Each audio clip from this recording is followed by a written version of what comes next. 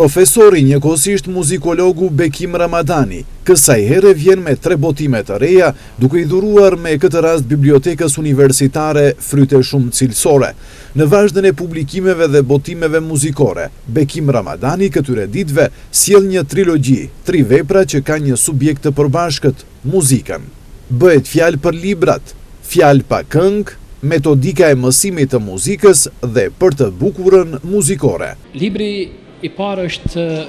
fjalë pa këngë dhe vjen në edicionin e dytë, pra një botim i plotësuar dhe i rishikuar, ku janë përmbledhur të gjitha thënjet më të ndritura që janë thënë ndonjëherë për artet në përgjithësi dhe për muzikën në veçanti.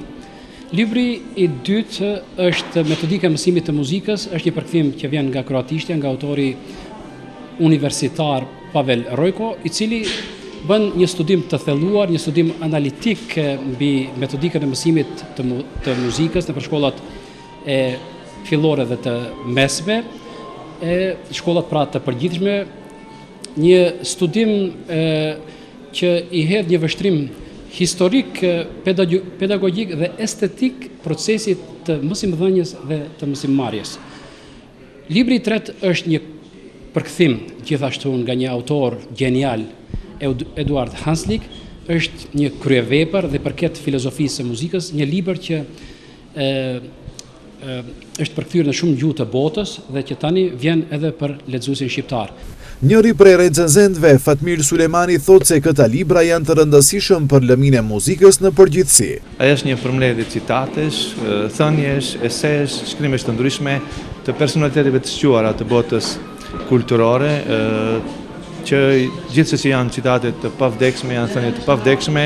dhe parë nga ky prizëm ato paraqesin një enciklopedi të vërtet që gjithsesi begaton fondin libror të shqiptarëve këtu, begaton bibliotekat tona, do të jenë në favor të nxënësve, të studiuesve, të pse jo dhe të profesionistëve të kësaj fushë, sepse ne kemi nevojë për vepra të tillë veçmas, për vepra që përgatiten nga kuadri ynë. Në ndërkohë, profesorët nga Tirana dhe Kosova që ishin të pranishëm në këtë promovim, theksuan se këta libra nuk janë të dedikuar vetëm për nxënësit dhe studentët, por për të gjithë. Këto 3 libra të botuara, për 2 nga të cilat janë përkthime, kryesisht, janë një prurje e rëndësishme, jo vetëm për muzikologjinë shqiptare, por edhe për të gjithë ata që studiojnë muzikë dhe japin muzikë mbar hapësirës shqiptare. Kurse libri i tretë me përmbledhje thëniesh dhe mendimesh nga personalitetet të mëdhenj të mendimit të historisë njerëzore, është një punë e vëllimshme, një punë skrupuloze, e detajuar, i cili, domethënë, autori ka bërë një punë të madhe dhe ka seleksionuar mjaft materiale që na ka sjellë në dorë neve këtë manual, si më thënë, kupton, manual me thënie mbi muzikën, vlerësime mbi muzikën, e cila është një vepër që nuk shërben vetëm muzikantëve dhe intelektuale, po gjithë masës së gjerë të lexuesve. Me këtë krestomaci që tash po botohet për së dyti, është hedhë fara e mendimit filozofik lidhur me muzikën dhe ndërsa me përkthimin e Hanslikut do të forcohet dhe do të begatohet edhe më shumë kjo literaturë. E përgëzoj përkthimin briljant të një vepre antologjike nga bota e estetikës së muzikës të autorit Hanslik, që në fakt është pjesë e pasurisë botërore, e trashëgimisë botërore nga lëmi i estetikës, libër i cili përpos që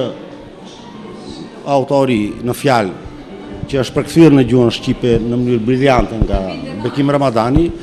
Hansliku është pjesë përbërëse e historisë markante të estetikës. Këto libra që vinë si rezultati kontributit të Bekim Ramadanit janë botuar me miratimin e Komisionit për Veprimtari Botuese të Universitetit Shtetëror të Tetovës në bazë të recensioneve të profesorëve të njohur nga Tetova, Prishtina dhe Tirana.